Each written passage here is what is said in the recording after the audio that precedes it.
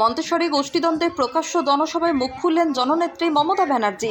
263 মন্তেশ্বর বিধানসভা কেন্দ্রে তৃণমূল কংগ্রেসের প্রার্থী জনাব সিদ্দিকুল্লাহ চৌধুরীর সমর্থনে আজ মন্তেশ্বর কুসুমগ্রাম ডাকবাংলা ফুটবল ময়দানে মাননীয় মুখ্যমন্ত্রী মমতা ব্যানার্জি নির্বাচনী জনসভা করলেন।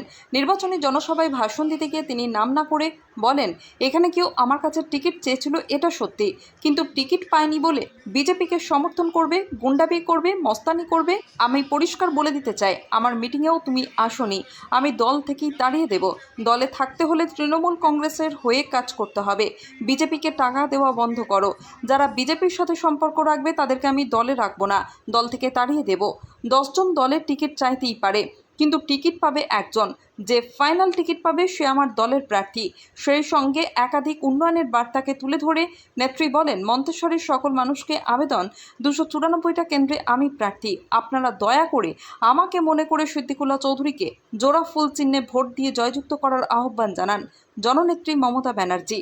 মন্তেশ্বরের কুসুমগ্রাম থেকে ফাইজুল শেখের রিপোর্ট, MBS নিউজ। এখানে কেউ আমার কাছে টিকিট চেয়েছিল, সেটা সত্যি, আমি সেটাকে অসম্মান করি না, কিন্তু তাই বলে বিজেপিকে সমর্থন করবে? টাকা আছে, গুন্ডামি মস্তানি।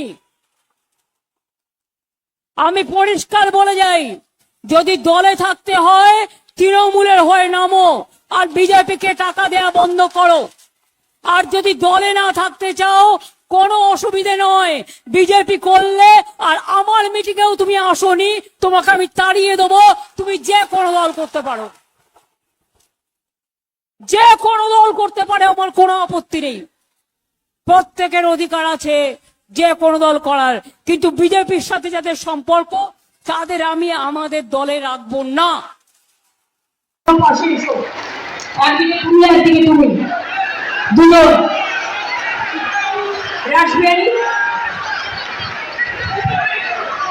মেমোরি রাসবিহারী আছে। দেখুন 1 2 3 4 জোড়া ফুলে গেটবার, আর 1 2 3 4 4 তারিখে কাউন্টিং আছে, বিজেপির হবে হার।